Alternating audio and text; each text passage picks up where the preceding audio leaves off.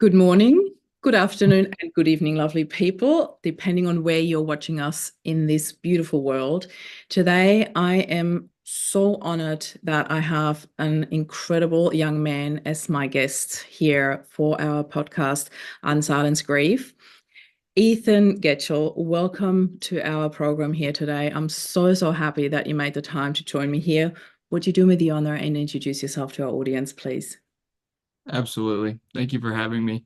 It's a good evening for me. It's 8 p.m. for me. I'm a Michigander. I'm from Michigan in the U.S. and I couldn't think of a better way to be spending my evening.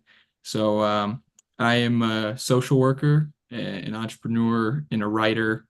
I graduated in my undergrad with a business degree and pretty quickly pivoted into social work to get my master's in social work.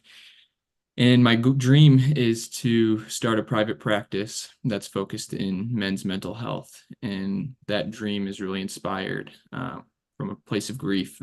I lost my youngest brother, Austin, to Mm. suicide. And I was really exposed to the silent suffering that young men and boys go through.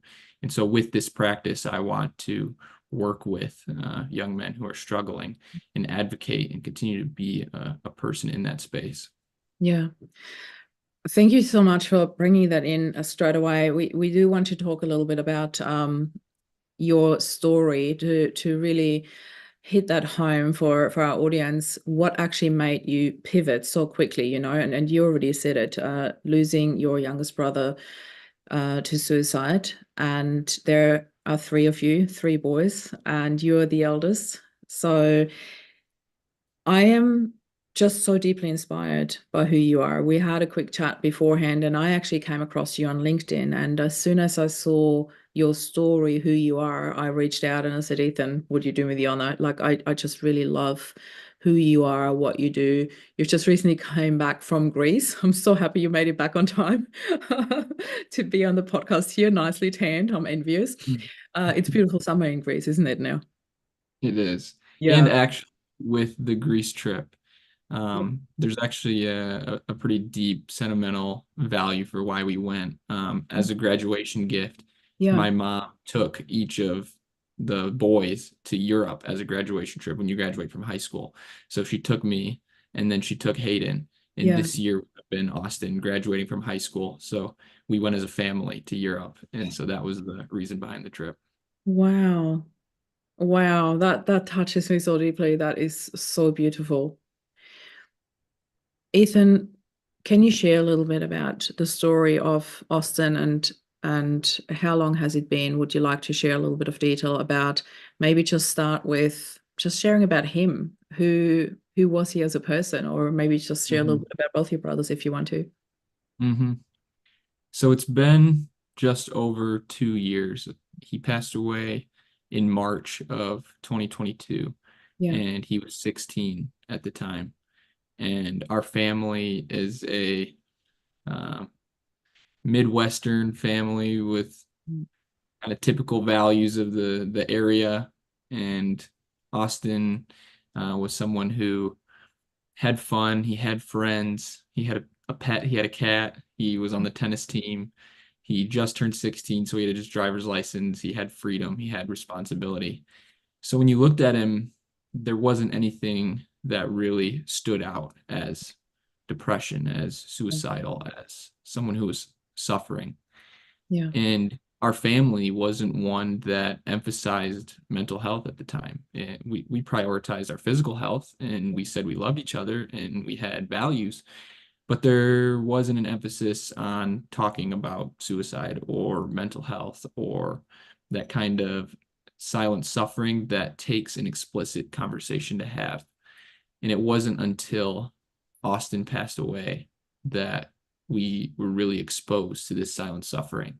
Yeah. And after he passed away, we just learned. We were kind of thrown into this community of grievers, of Mhm. people who share this similar experience of we didn't know what was coming. We did the best we could with the information that we had. Yeah. And so now we just have this energy. I have this passion to spread awareness and to be a voice, to be proactive and to say, hey, the boys and men today are struggling and suffering, and we can be compassionate towards that, and we can speak to that. Mhm. I think that's such a valid point that you raised there, because I have over the years spoken with a lot of people who were affected by suicide. And what I've learned through that is that it's just like every other death. Sometimes there are signs and you can see it coming and you know it, and other times it's just very sudden and completely unexpected. And it's the same thing, you know. I think people so often look for the signs and could I have prevented it? But the only thing that happens through that is that it brings up potential guilt, you know, and that guilt is something that is very often, I almost say, pardon the pun here, but I always say it's like the little brother of grief. You know, it so often comes hand in hand with grief. Could I have done something? Could I have seen the signs? Could I have taken him to the doctor before? Depending on, you know, how those people pass. But then when you are affected by it, I really love that you say that, because it hits home so much for me, because my oldest son is 16. And I've got a 16 and a 14-year-old son. And exactly like you said, you know, you prioritize physical health and not so much mental health when you're not affected by it. And our family is probably very different, because we have been affected by a death. Their dad passed away from a brain aneurysm when they were 10 and 8. So it's definitely a topic we've very openly talked about ever since. Yet when you are not affected by it, it's not a very common thing to just bring it in. So how is your family dealing with it now? How are you dealing with it as a family? Because I can see how you are dealing with it, and I definitely want to talk a little bit about more um, in terms of your future choice that you have made. But also as a family, can you talk a little bit on that? You've just gone on a trip together. This must have been really an incredible deep trip for you, basically. Yeah, it was a really good trip, Mm. but it was also a hard trip. I think when you blend that kind of peace and relaxation of a trip with also the grieving and the whole of a person that should be there on that trip, it really creates these complicated emotions. And I think the best thing that we've done as a family is just make space for whatever comes up, the anger, rage, the sadness, the depression, the confusion.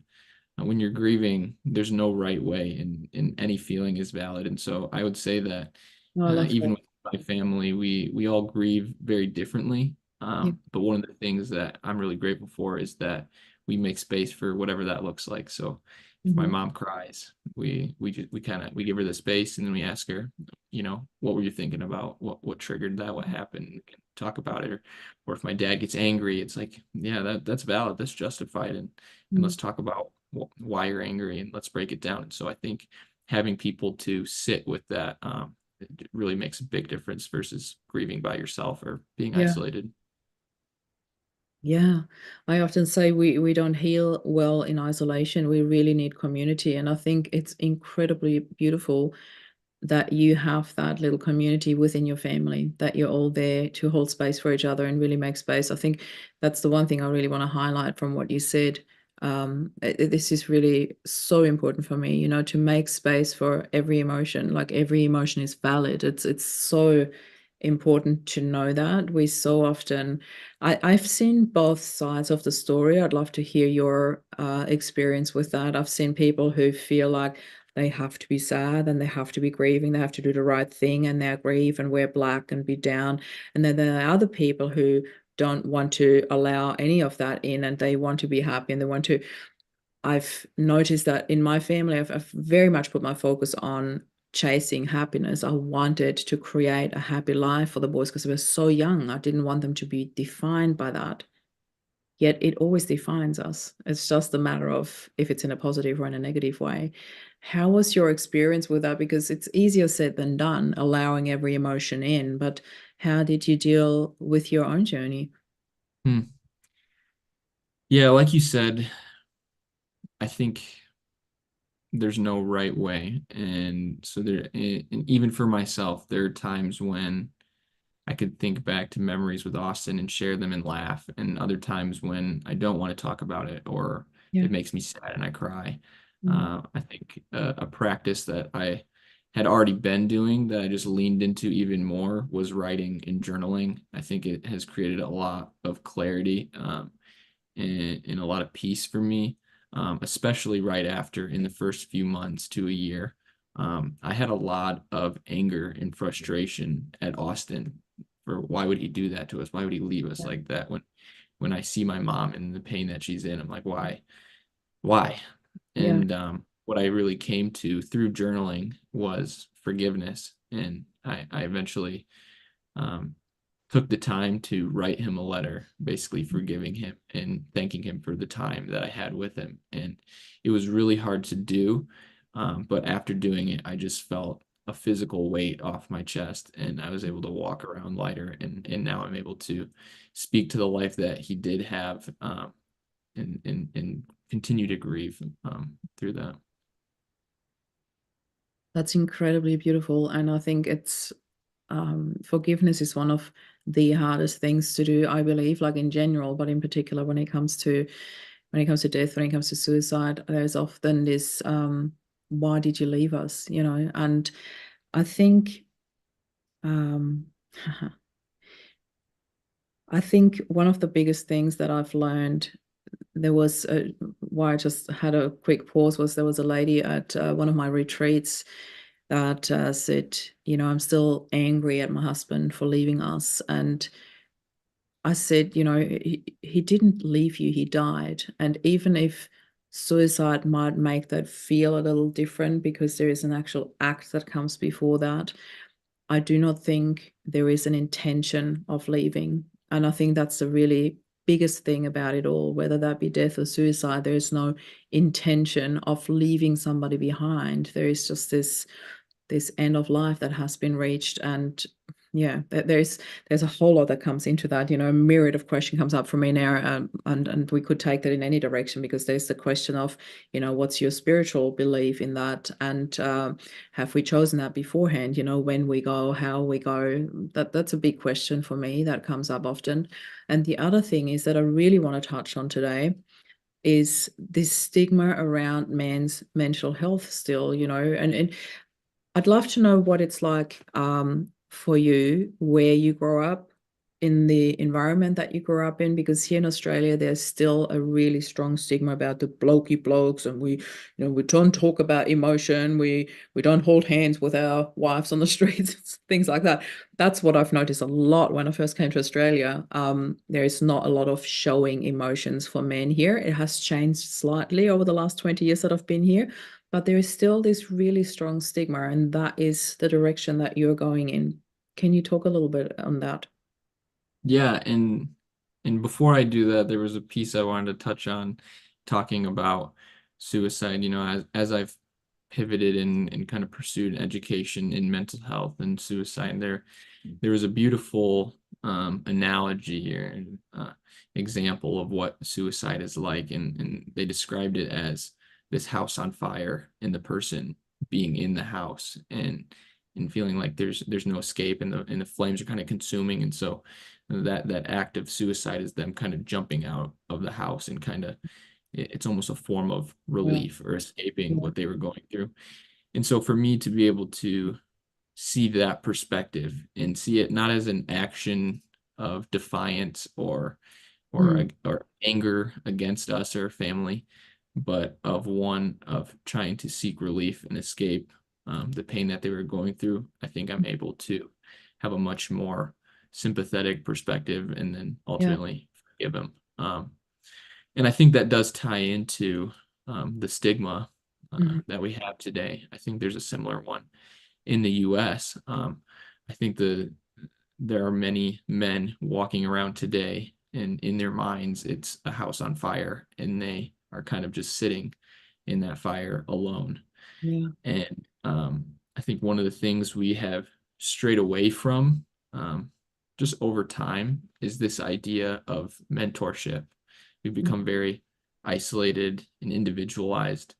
Um, and I think one of the things that we need and one of the ways that we can improve is having strong mentorship and deep, authentic, vulnerable relationships. mhm, I forget where I heard it, but I think we've gotten away from this idea, but the idea that if you're capable and you're strong, and you should be willing to put energy towards the next generation and towards putting your arm around someone and bringing them up with you. And I think we have siloed capacities of that, whether it's coaching or in business and sports and etc. But the community level of just being an older person that takes on a younger person in Mm. life as a friend, as a mentor, Yeah. I think we don't see as often, but those are the people that have impacted my life, that have made it for the better. And that's what I ultimately want to do with my energy and my career.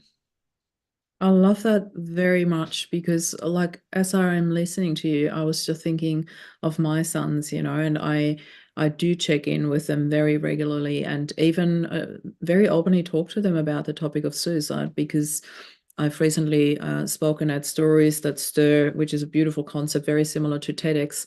And there was a gentleman who talked about his life growing up, and he was 14 when he first really seriously thought about suicide. And again, it hit home for me because my sons are 16 and 14, and it really triggered me to check in with them very directly because I think we often shy away from asking direct questions around that.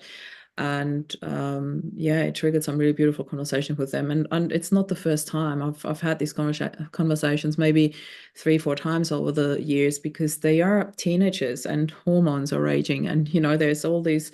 They can be super happy and super excited at one stage, and then coming home hating school, and there's a lot going on. And I mean, I've been there. It's not just boys who feel like that. I've been through phases in my school where I felt all over the place, or hormones were kicking in. And I think what you just said, that mentorship is such a beautiful and important point, and it really made me think to maybe arrange that from outside of our family as well for our boys, because I often feel, um, and this is my question to you as well, Ethan, I often feel that when you are in a family, you can be so supportive of each other because you've been through the same experience, but also sometimes I feel that we might be protective slash overprotective of each other and don't want to trigger that emotion. So where do you feel you stand with that? Do you feel that it is sometimes easier to get outside support in that, or? I would say there's nothing that replaces family. And I don't know where I would be without my brother and my mom and my dad, and having those people to grieve with and go to. But I will say that you're right. There's something unique. There's a different perspective towards having outside mentorship, that allows you to say things and speak in a way that you may not feel comfortable within your family. And I think there is just a unique advantage towards male mentorship Mhm. with other That's what I'm young thinking. men. Yeah. There, and even within families, there's so much research on father figures and the influence that has on children. I just finished this book of Boys and Men by Richard Reeves, and Yeah. it actually talks about how a family with a son and a daughter, with the father pulled out of the picture, Mm. the daughter will continue on a similar path as if she had her father, but the son becomes 3 to 5 times more likely to be incarcerated, to drop out of school, and Mm. just solely, like, everything else controlled, just the absence or introduction of a father figure. So having those male role models in the family and outside, is just it's just unparalleled, and it's something that we need more of, and I think Yeah. something that is undervalued right now. Yeah, because I always say I've been everything to the boys since Rob passed away, but the one thing I can't be for them is a male role model, and I think it's Mhm. very important for boys to have that. Speaking about journaling and books, I came across something on your LinkedIn profile about a book that you have written, Things in My Pocket. Can you share a little bit about that? I was really intrigued, Yeah, the three yeah, pillars mentioned in there. yeah. So I mentioned the practice of journaling Mm. and the letter that I wrote to Austin, and I actually made the last chapter of my book in honor of Austin and speaking into the grief that I experienced, and I shared that letter. And I share it with people so that they can get a deep, vulnerable perspective on what grief looks like. Because I think there are a lot of people who say, yeah, I'm grieving and I'm doing X and I'm doing Y, but there's still a barrier or a guardedness or an embarrassment towards what that looks like, or what do you say, or how do you feel. And so I just wanted to let the audience and the reader, which I try to target young men, for them Mhm. to see this is my thought process. These are the things I was feeling, I was saying. But the book in general is a collection of stories, educational, fun, sad, Yeah. that are all revolve around healthy masculinity, Mm. mental health, and vulnerability. And so it was kind of a passion project that started early in my undergrad, and I really enjoy writing, and I was able to piece it together, and I published it on my birthday, the year I Oh, graduated. So that is awesome. I love that. I'm so into dates. I always have to have a very specific and a special date for everything. Um, mhm. can we talk a little bit more about healthy masculinity? Because I think that is really important. Can you explain what you mean by that? Yeah. It's so interesting because I think we lack a definition of what modern masculinity looks like Mm. and what it means to be a man today. What do we tell the 16 to 18-year-old to 20-year-old today about what it means to be a man? And you can look at generationally the differences, you can look at politically the differences.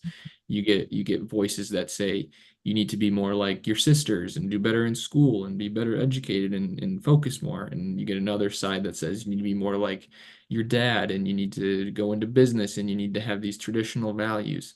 But none of them are creating a space to say what does masculinity look like today for us outside of the influences of the people next to us and above us.